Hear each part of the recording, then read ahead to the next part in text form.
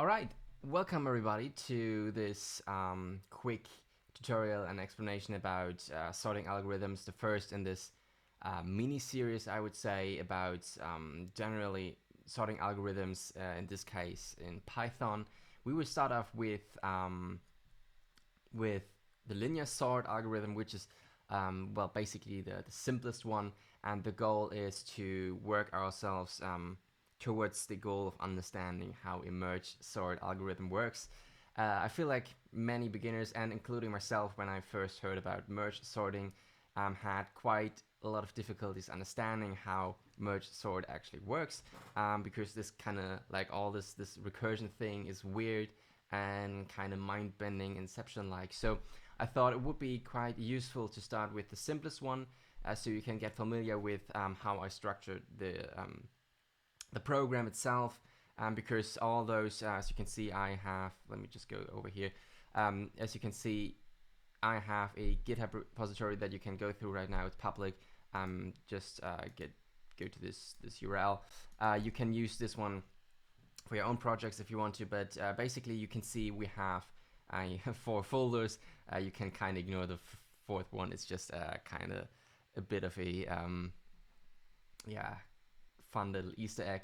But the main sorting algorithms are the first 3: bubble sort, linear sort, and merge sort. And technically you can go in each folder and see the same structure for each sorting algorithm. The only thing that is actually different is the actual sort function that is implemented in the same way for all 3 algorithms. So we will start with the linear sort in this video. The next one will be bubble sort, which is a bit more quote-unquote advanced, but still very simple to understand. And merge sort is kind of the challenge. But I feel like once you get to probably the 3rd video, you will get an idea of how this works. Just to give you a quick overview, and let me shrink myself in the corner a bit more. There we go.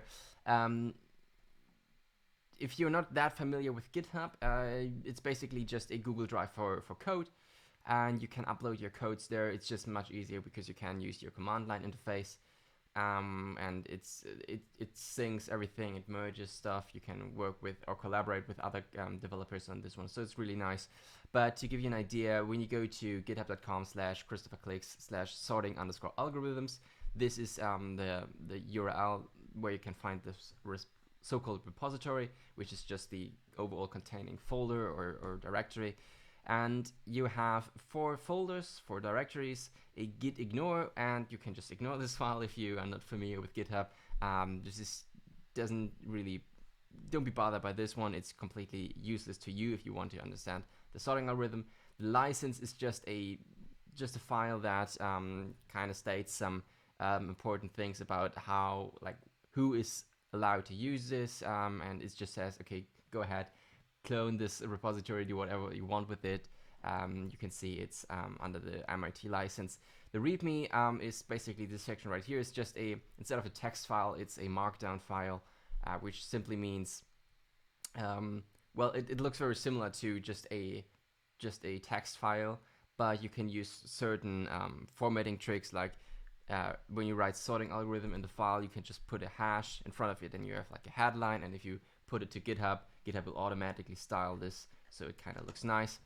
The compete and generate Python programs are currently in development. Compete should be a script that kind of runs each sorting algorithm with the same list, and kind of compares the timestamps, the durations. It's not done yet, so don't be bothered by that. And generate is just the general algorithm that generates a random list. So if you want to, for some reason, generate a random list and don't do it on your own in Python, you can use this file, but it isn't relevant for the sorting algorithm. If you just, for example, download the linear sort folder, then you're fine. It's everything you need. So let's actually skip to Visual Code here. There we go. So you can see I have like 2 files open, and if you take a look at the folder structure, here we go. It might be a bit messy, so let me well, it's actually alright, because you can see in the linear sort folder there is the linear sort py, so the actual program. the README for some explanation where you can go online and see that, and a util.py. So you can see on PyCache, but you can ignore this one, it's not relevant. And you can see it's the same structure for each folder. The util is the same in each one. So util stands for utility, and it's just some functions that, for example, generate a random list and print some instructions on the screen so it is easier to understand. And again, the main algorithm is in the linear sort.py, bubble sort.py, or merge sort.py. And if you take a look at this file right here, we just import from the util module 3 functions just to generate a random list, to print some lines on the screen, and to get a timestamp. I kind of put them aside to the util.py program, or Py script, that it doesn't kind of clutter the main part of you. And especially if you're a beginner, then it's so much easier to understand if the main program is clean and easy to read, even if there are some extractions, like generate list. What does that do? Well, I don't care. I just want to know how sorting works and not how to generate a list. So before we go into the 2 functions right here, we have the sort function and the main function, and you can see only the main function obviously gets called. Let's go into my interface right here and clear the screen. So I am in the linear sort folder and directory right here.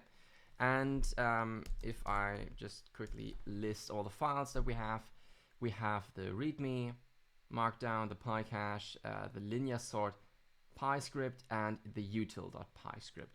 So there's nothing fancy going on here. And if we just run Python 3 linear sort, there we go, we get some instructions. And we can put in a length of the random list. Let's go with 10. There we go. We get a unsorted list, which is just random numbers, but all counting numbers from 1, in this case, to 10. And if we hit enter, there we go. We have the list sorted. So you don't see any debugging right now. I will include, it's not there right now in the repository, but maybe at the time you watch this video, it might be. I will include a debug sorting Py script, which will print extra steps, but the problem is when you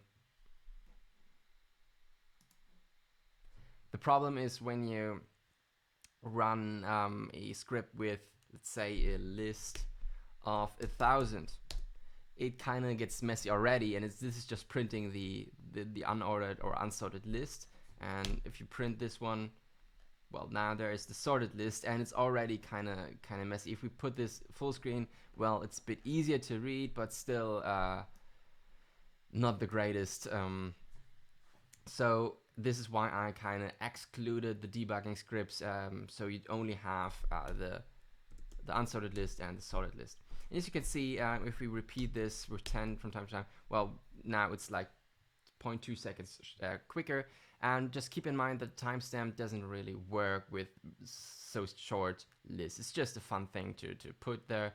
Again, Python is kind of very abstract language, and it's kind of lame, quote unquote. So don't be confused why maybe the linear sort algorithm is even faster than merge sort, for example, with a list of 10, because the real difference comes when you run a longer sorting or sort a longer list. So let's go with 100,000.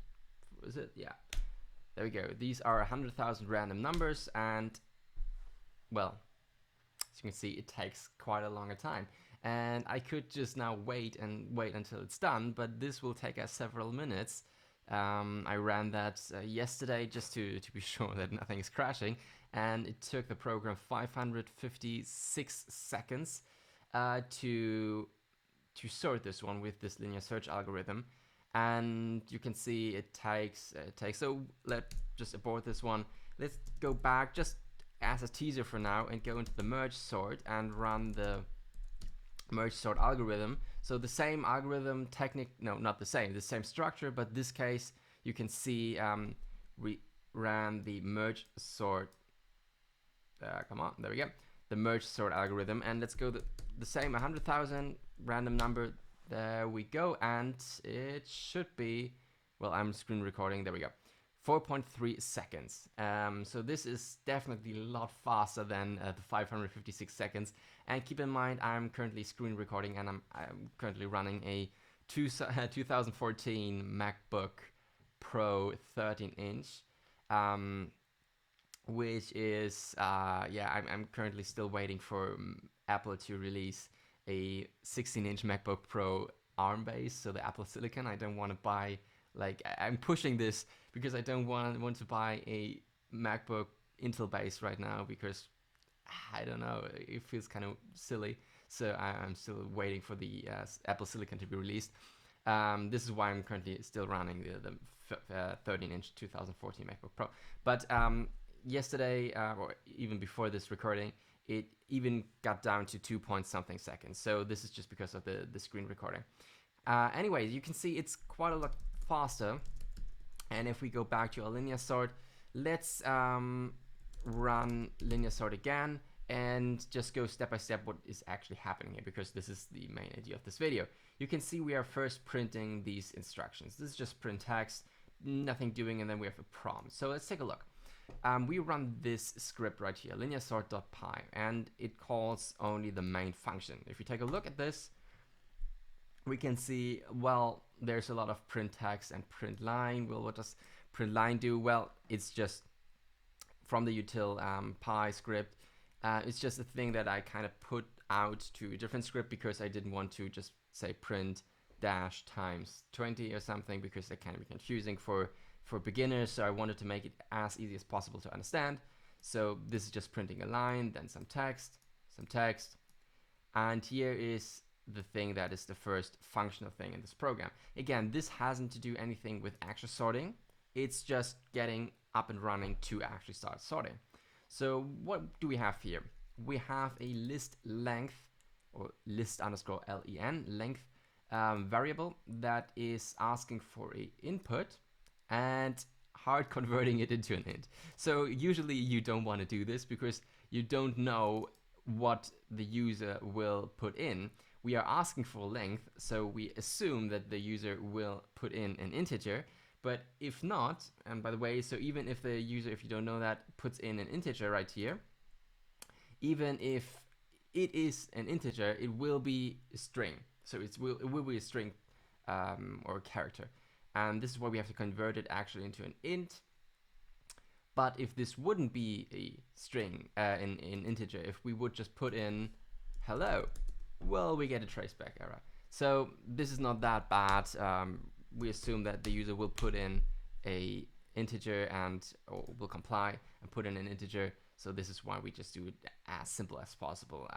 Again, this is kind of focused on beginners so they can understand what is happening without kind of like messing up the code too much. The next part is we generate or create a variable called unsorted underscore list. And we call a function called generate list and pass in 2 arguments. So this is again from the util module. And what it does, it simply generates a list, what the name says, with the length of list length, whatever the user put in, and we pass in a string called random. So I only did that because I wanted to make clear what is happening. The random just means, okay, this list is random. If you would put in normal, you would get a sorted list, and this is not what we want. So if you take, for example, list length of 8 and we put in normal and generate, it would be 1, 2, 3, 4, 5, 6, 7, 8. That's it. But if we put in random, well, we now have a completely shuffled algorithm, a shuffling algorithm that is kind of scrambling all the numbers, and they are all over the place, but they are still counting numbers starting from 1 to including list length. Now we have an unsorted list right here. We print some lines, we print the unsorted list. Oh, that's not what I wanted to do. There we go. And we print a line, and we ask the user to print, just press enter. So this is kind of workaround. It technically is asking for an input, but we don't provide an input. And even if we would do it, it wouldn't be stored anywhere. It's just a press enter to get started. Then we create a variable called timestamp. We get the timestamp. Again, this is just from the util. We don't care right now what it is. We just get a timestamp. Then we create a variable called sorted list, and there we call the actual function sort. And in sort, we pass in the unsorted list. And the return value, the return value of this function is stored in a sorted list because, well, by definition, it should be sorted by now. And then we create a timestamp finish. We calculate the duration by taking the timestamp finish minus timestamp start, and we print the sorted list and the timestamp. That's it. So you can see the main function doesn't really do anything related to sorting things. So let's take a look at the actual function sort. Now you can see it's very simple. It's not going not a lot of things going on here. And just a quick disclaimer before we get started. This function isn't focused on efficiency. It's not focused on elegancy. It's not focused on advanced programming. It's focused on helping beginners understand how this thing works. And this is also the reason why I chose Python over C, because C is so much, well, I would say actually it's so much more difficult to understand for a beginner, especially if you take a look at pointers and doing it most efficiently in C, because then we can really bring down the calculation time or sorting time. But this is more like helping beginners to understand how this works. So this is why we take this or use this first variable. We create a variable called list length. What we do is we call a Python built-in function called length for length, and we get the length of the unsorted list. So let's say we pass in a list of size 8, then list length will be 8. We create a variable called smallest integer or smallest int, and we set it to 0. And you will see why in a second. But again, this is only called once we start the sorting algorithm, okay? Then we create a variable called sorted list. And what we do, you can do this many different ways. You can also just say, well, empty array or in Python list, but we just say list and call this function, which just creates an empty list. And I think this is, at least in my opinion, the most beautiful and elegant way. It might not be the most Pythonic way to do it, but it is for me the easiest to understand. And I just like how kind of clean this looks. So next we have a for loop, and this is this section. So keep in mind, as I think Visual Studio Code does a good job indicating where the for loop ends, and this is right here. The return is not included in the for loop. So we just run the for loop several times, and then afterwards we run the return. So what is going on here? Let's break this down step by step. We have the first section, which you should be familiar with, and this is just simply for index in range list length. So iterate, if our list is 8, iterate 8 times. That's just simply what it is doing right here. And as you can see, we have some squiggly underlining going on here in yellow, and it says unused variable index, and this is absolutely correct. We don't actually use the index, we just repeat. We could do this with a while loop and construct our own, like C equivalent, like for int I equals 0, 0, or I is less than list length, I++. But I felt like this would be, again, focusing more on efficiency rather than simplicity to understand. So this is why I chose this method, because if you are a beginner and you start coding and programming in Python, this is the way you do it. You rarely use, at least in my experience, you don't use a while loop that often. Like you just always go for the for loop. So this is why I choose that. If you're curious, you can just also say underscore. So that just means they're like for something, but we don't actually use it. So for underscore in, it's the same thing. If we hit now save, you can see the yellow line goes away, but it makes much more sense to just say it's index, even though we don't use it. It doesn't break the program. It's just not the most elegant way to do it. So for each iteration, we start with setting the smallest int to 1,000,000. And again, we could do it in Python. We don't really have to initialize smallest int right here, but I just do it because it's easier, again, to understand, to have a clearer overview. These are the elements that we use in the script, or in this function, sorry. And we use a list length, a smallest int, and a sorted list, and the unsorted list. It makes it easier to read. So we set it to 1,000,000. Usually, if you really want to make a good script that is clean and well designed, you don't want to just hard code a million. A million in this case is what's called a magic number. It's just, why a million? You like, if you read the script, you go through line by line and you're like, where does this million come from? Why is it a million? And there is no real reason why it is a million, because I just assume that nobody will run the project with or the script with a list larger than a million. If you do that, this algorithm will break. And well, we could, in this case, what I rather would want to do, there are several different things. So if we know that the list always starts at 1 and is only in increments of counting numbers. So let's say we have a list of 4, it will always start with 1, 2, 3, 4. If we have 8, 1, 2, 3, 4, 5, 6, 7, 8. If we have a million, 1, 2, 3, 4, 5 until a million. So we only have increments of exactly 1. We don't have any gaps in between, we don't have negative numbers, whatever. So this is why, if we can assume that this is the case, we could also just say list length. Because then the smallest int, the largest int, will always be list length. In this case, for example, 8, if we have a list of size 8.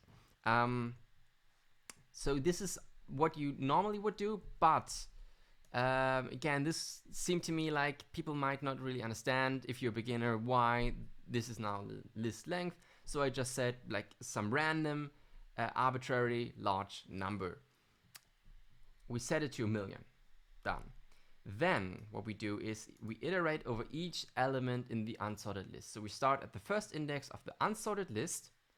We see if this element is smaller than this integer, the smallest int. And if we have a list of 8 and the first integer is a 3, 3 is smaller than a million, so now the smallest int is 3. We go to the next. This is a 8, for example. So if we have, just to give you an idea, 3, 8, 3, 8, 4, 6, for example. We go, so now the smallest int is 3. We go again. Is 8 smaller than now 3? No, it's not, so we skip this step. Is 4 smaller than 3? No, not really, we skip the step. Is 6 smaller than 3? Not really, we skip the step. And if we would have a 2, is 2 smaller than 3? Well, yeah, it is. So now the smallest int is 2. And we go through the entire list.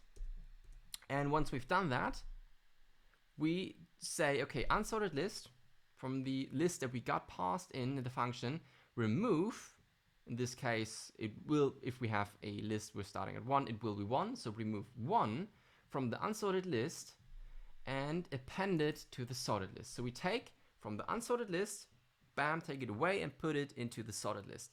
And as this is the smallest integer that we found, we can be sure that this is now sorted. We start again, the second time, the second iteration. The same idea, but now the smallest int, after we go through the for loop, can't be 1 anymore, because 1 is not included in the unsorted list anymore. So it has to be 2. Now we append 2, remove it, append it to the sorted list, and the third iteration, it can't be 2 anymore, so it has to be 3, and so on and so forth. So we have basically an efficiency of big O of, well, n. If we have a list of size n, it will take us 8 iteration or n iteration to go through the entire list, no matter if it's sorted or not. After we've done that, we return the sorted list, and that's it. If we take a look at this one right now, we return, there we go. We call the function sort the unsorted list. We return the sorted list now and store it in there and just print it. So again, let's just run it so it's easy to understand. We say 10. We have this unsorted list of 7, 8, 3, 9, 5, 6, 1, 10, 4, 2. The first thing that happens is we go through the entire array or entire list and check for the smallest int, which will be 1. We take 1 away and put it to the sorted list and start this all over again, but this time with only 9 digits left and so on until we don't have any digits left. And this is after our 10th iteration, and we have a sorted list. So again, very simple and straightforward approach. You don't need a lot of math to understand what is going on. It's just going through the entire list, finding the smallest int, and putting it into the new one through the entire list, finding the smallest int, putting it into the new list, and then returning the new list. And by definition, because we always append the end of the list, the smallest int that we found, it will by definition be sorted. So this again is a very interesting idea, because it's the first thing you would come up with. Just go through it, find the smallest int, append it, and that's it. Again, it's not the most efficient. For small list numbers like 10 or something, it doesn't really make a difference at all. But if you go again to larger lists of 100,000, for example, you can see that at least my MacBook kind of struggles with that already. It takes a couple of minutes for the linear sort algorithm to sort this linear list of a size 100,000. For merge sort, it just takes a couple of seconds, like usually like 2 or 3 seconds, 2.6 seconds, I believe, was it. So yeah, this is linear sort. The next time we will take a look at bubble sort. After that, we will take a look at merge sort. And ultimately, if you are curious, we can take a look at the utility scripts as well to see how the list, for example, is generated. And for those of you who are more advanced in that, I actually use the built-in function from the random module in Python to shuffle the list. But I think I will create a manual script as well to shuffle the list with getting a random seed from a timestamp and kind of shuffling the list manually.